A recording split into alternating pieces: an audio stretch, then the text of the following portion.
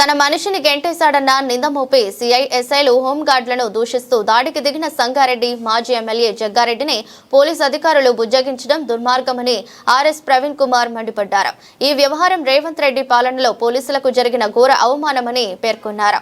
పోలీసులపై దాడికి యత్నించిన జగ్గారెడ్డి ఘటనపై బుధవారం ఆయన ఎక్స్ వేదికగా స్పందించారు.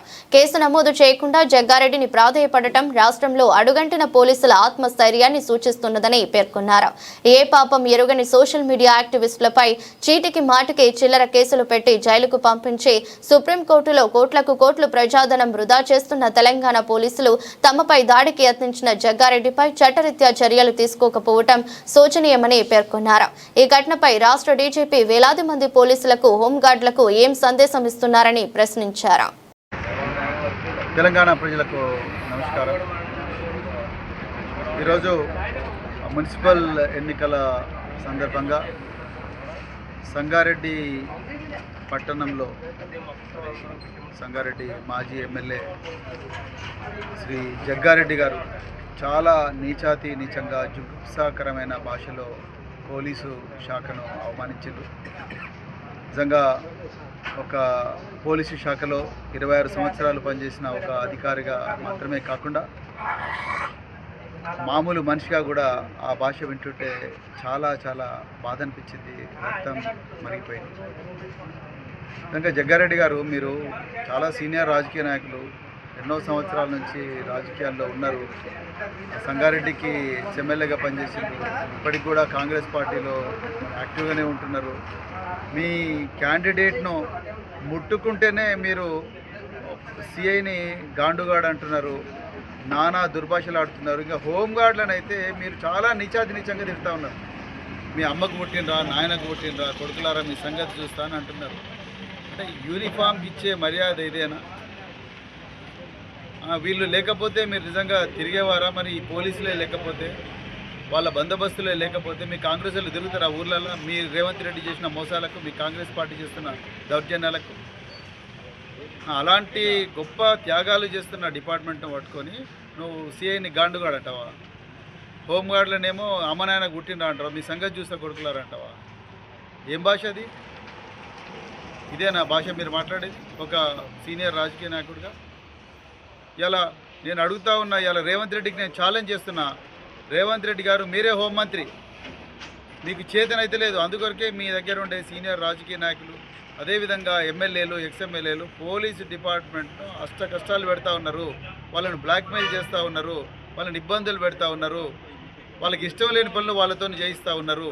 సిట్ల ద్వారా కానీ ఇంకో ద్వారా కానీ వాళ్ళ మీ ఎమ్మెల్యేలే వాళ్ళ మీద విపరీతంగా దౌర్జన్యాలు చేస్తూ ఉన్నారు. ఇంకా యూనిఫామ్కి ఏం వాల్యూ ఉన్నది? హోంమంత్రి మీరే. మీ హోంమంత్రిత్వ శాఖలో ఉండే కానిస్టేబుల్ల మీద, ఎస్ఐల మీద, సిఐల మీద మీ ఎక్స్ఎమ్మెల్యేనే గాండుగాడు అని అంటున్నారు. అదేమన్నా భాషనా అండి వాడాల్సిన భాష? రేవంత్ రెడ్డి గారు మీరు అదే భాష మాట్లాడుతున్నారు, మీ ఎమ్మెల్యేలు, మీ ఎక్స్ఎమ్మెల్యేలు అదే భాష మాట్లాడుతూ ఉన్నారు. మీకు చేత కాకపోతే ఒక్కరోజు మాకు ఇచ్చేయండి బీఆర్ఎస్ పార్టీకి మీ హోంమంత్రిత్వ శాఖ. పోలీస్ శాఖ పవర్ ఏందో చూపిస్తాం, పోలీస్ శాఖ ఇజ్జత్ ఏందో నిలబెడతాం.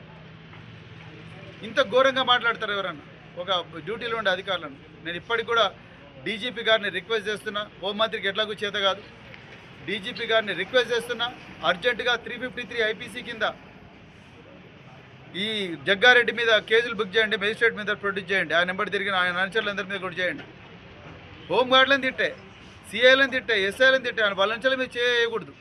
ఆ బీఆర్ఎస్ఎల్ మాత్రం అక్రమ కేసులు అన్నీ పెట్టండి. సోషల్ మీడియా పోస్టులు పెట్టినందుకు మా నల్లబాల్ మీద పెట్టినట్టుగా 16 రోజులు జైళ్ళల్లో పెట్టండి. మమ్మల్ని మేజిస్ట్రేట్ల మీద ప్రొడ్యూస్ చేయండి రాత్రి 12 గంటలకు. అవన్నీ చేయండి. మీరు ఇవన్నీ అక్రమాలు చేస్తున్నారు. అందుకొరకు ఇలా they gave you taste of your own medicine.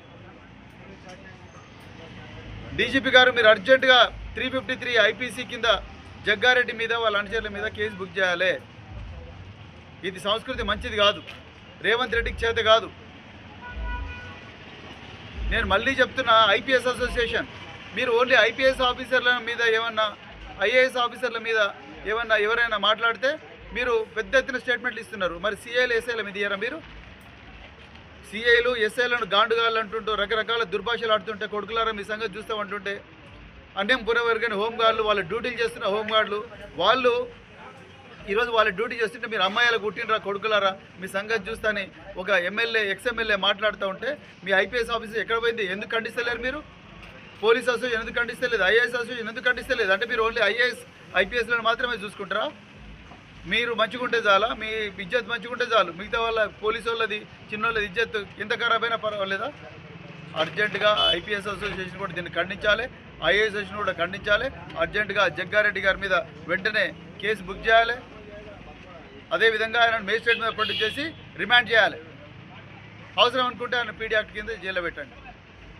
నేను మళ్ళీ చెప్తున్నా రేవంత్ రెడ్డి గారు, ఇది బీఆర్ఎస్ పార్టీ మీకు చూస్తున్న ఛాలెంజ్. ఒక్కరోజు ఆ డిపార్ట్మెంట్ మా చేతిలో పెట్టు. ప్రజల జీవితాలు ఎట్లా కాపాడాలనో, డిపార్ట్మెంట్ ఇజ్జత్ ఎట్లా నిలపాలనో మేము ఒక్క రోజులో చేసి చూపిస్తాం. జై తెలంగాణ, జై కేసీఆర్.